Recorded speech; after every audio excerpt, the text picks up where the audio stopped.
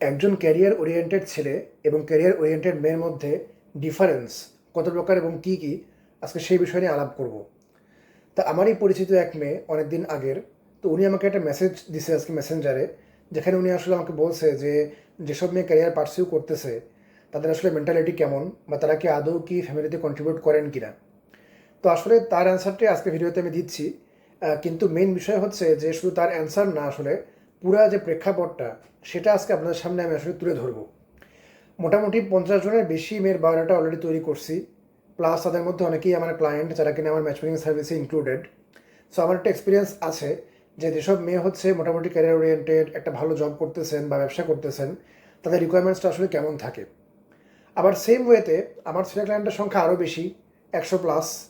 তো তাদের মধ্যেও কিন্তু অনেকেই আছে যারা হচ্ছে আমার দ্বারা বায়োডাটা তৈরি করাইছেন বা হচ্ছে ম্যাচমেকিং সার্ভিস নিচ্ছেন আমার ক্লায়েন্ট।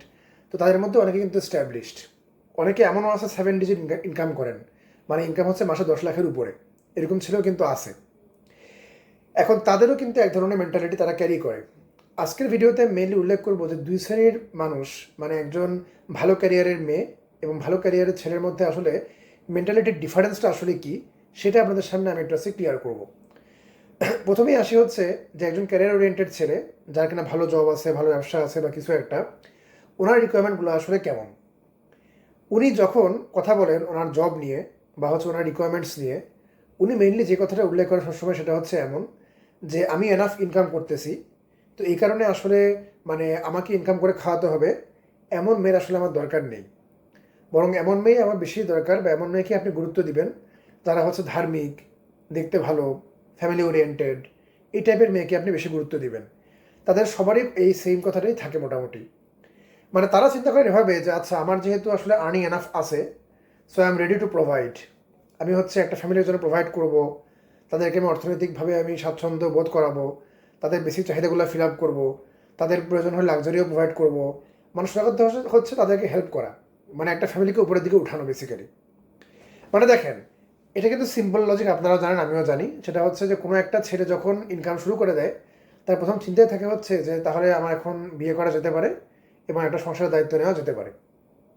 আচ্ছা, তাহলে এই হচ্ছে মোটামুটি একজন ক্যারিয়ার ওরিয়েন্টেড ছেলের রিকোয়ারমেন্টস, যে সে আসলে একজন মেয়ে হচ্ছে আসলে ক্যারিয়ার গড়লো কি গড়লো না এই নিয়ে খুব বেশি মাথা ব্যথা ওনার নাই। প্লাস হচ্ছে মেয়ে হচ্ছে ফ্যামিলি ওরিয়েন্টেড হোক, ধার্মিক হোক, একটা ভালো পার্সোনালিটি থাকুক, চেহারা সুরত ভালো হোক, মানে দেখতে ভালো হোক, সোজা কথা, এরকম টাইপের মেয়ে সে আসলে চাচ্ছে। মানে মেয়ে অ্যাজ এ পার্সন কেমন, এইটা হচ্ছে তার কাছে এখন গুরুত্ব বেশি ইনকামের গুরুত্বর চেয়ে মেয়ের। যেটা আসলে হট ন্যাচারাল, কারণ বেসিক্যালি তার যেহেতু এনাফ ইনকাম আছে, সো সে আসলে তার ফ্যামিলির জন্য প্রোভাইড করতে সক্ষম এবং সে আসলে প্রস্তুত। আচ্ছা, এখন আসেন একজন ক্যারিয়ার ওরিয়েন্টেড মেয়ের আসলে অবস্থা কী। আমি আপনাদের একটা এক্সাম্পল দিয়ে বলি। একটা ফ্যামিলি, সে ফ্যামিলির অবস্থা অনেক ভালো, এমনকি মেয়ের নামে 5 তলা বাড়িও আছে, এরকম টাইপের ফ্যামিলি।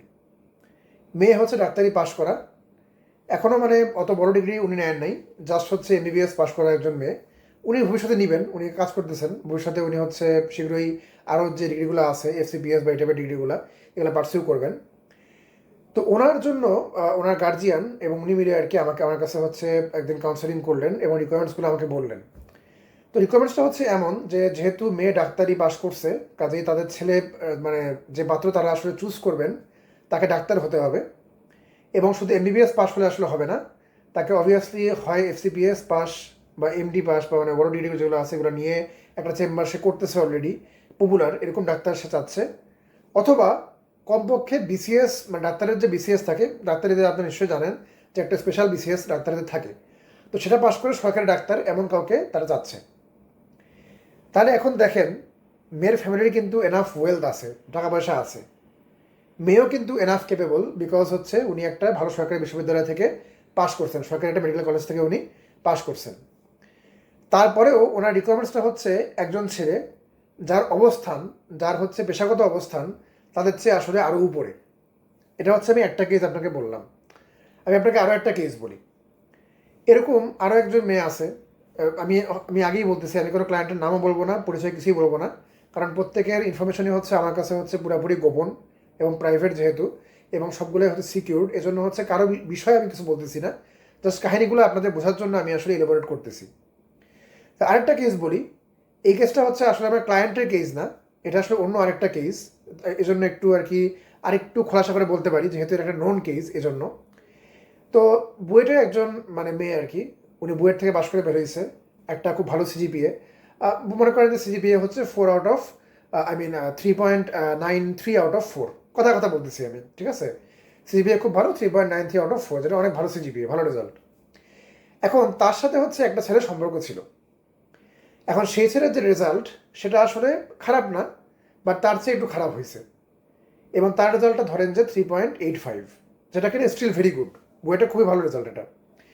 কথা হচ্ছে যে সেই মেয়ে হচ্ছে আলটিমেটলি টিচার হয়ে গেছে বুয়েটের, কিন্তু সেই ছেলে টিচার হতে পারে নাই, কিন্তু still he was in a very good position.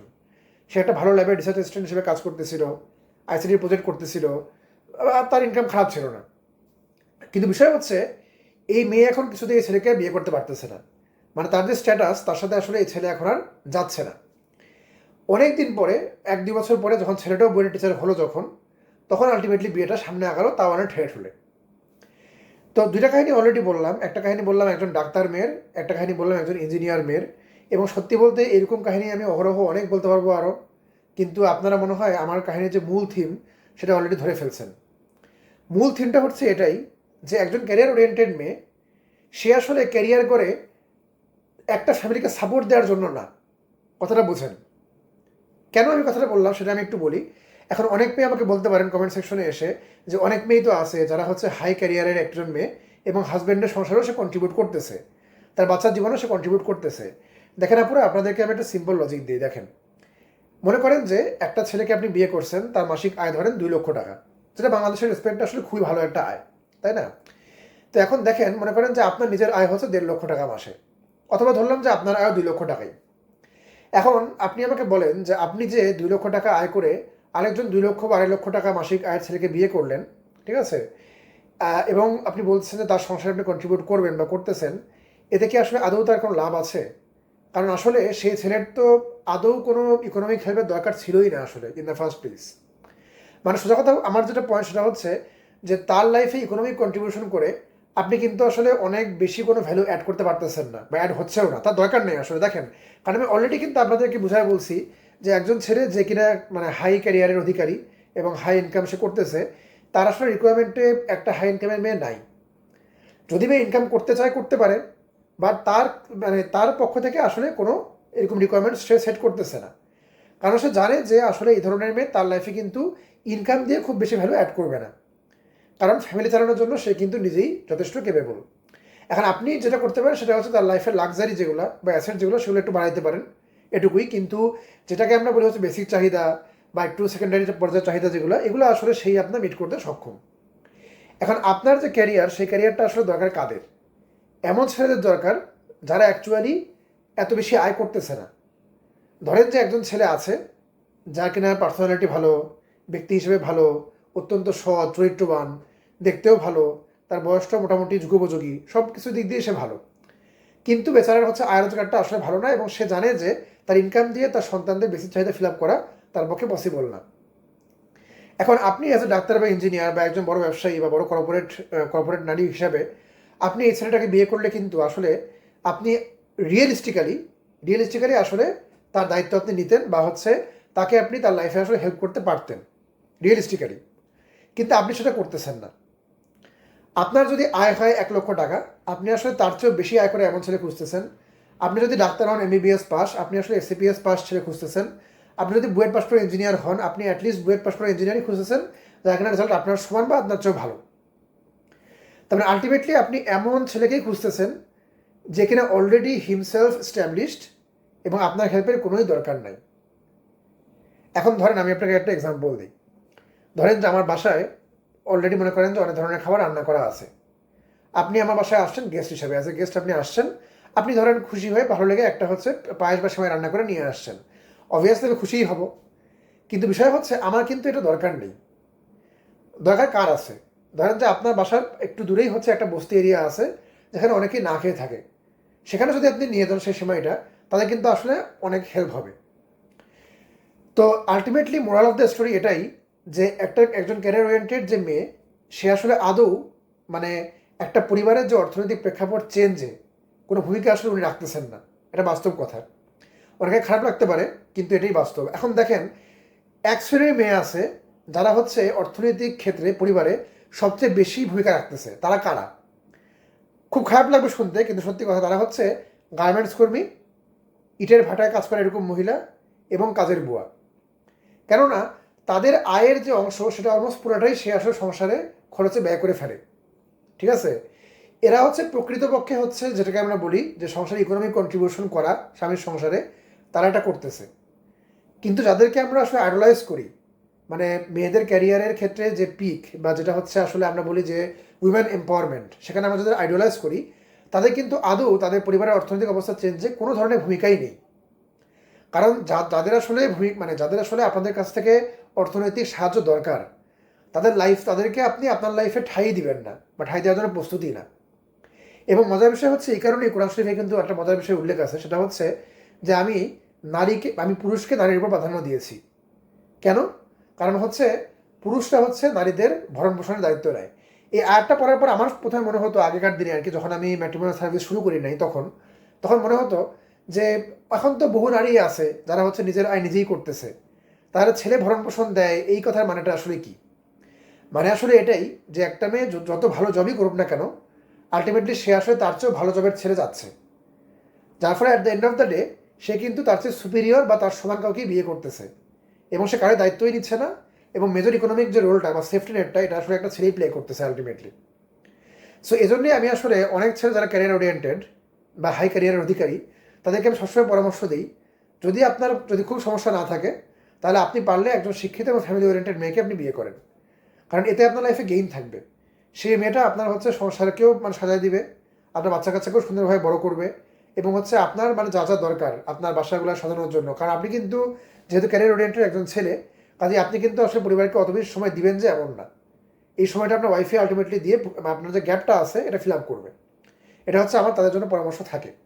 এবং এই পরামর্শ শুনলে অনেক আপু আবার রাগ করেন। আমি এরকম ভিডিও বানাইছি আগে, অনেক আপুই আমার উপর রাগ করছেন, বলছেন যে আমি আজ একটা ভিডিও বানাই ইত্যাদি।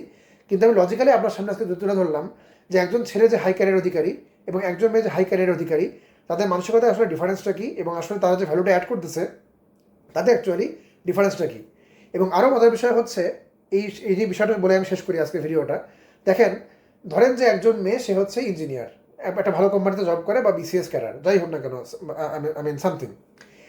এখন আমি একজন ছেলে, যদি সে মেয়েকে আমি দেখতে যাই এবং তাকে যদি আমি কোয়েশ্চেন করি, আপনি যেহেতু ক্যারিয়ার ওরিয়েন্টেড, আপনি কি আসলে আপনার সংসারের খরচের 50% বহন করতে প্রস্তুত? এই যে আমি কোয়েশ্চেনটা করলাম যে উনি ওনার সংসারের খরচের 50% বহন করতে প্রস্তুত কিনা, এই কোয়েশ্চেনের মাধ্যমেই আমার বিয়েটা ভেঙে গেল। যেই মাত্র এই কোয়েশ্চেনটা করবো, আমি আসলে মেয়ের কাছে হচ্ছে অ্যাজ এ রেড ফ্ল্যাগ আমি চিহ্নিত হব এবং আমাকে কিন্তু আসলে বিয়ে ক্রাইটেরিয়া থেকে বাতিল করে দেওয়া হবে। এটা বাস্তবতা।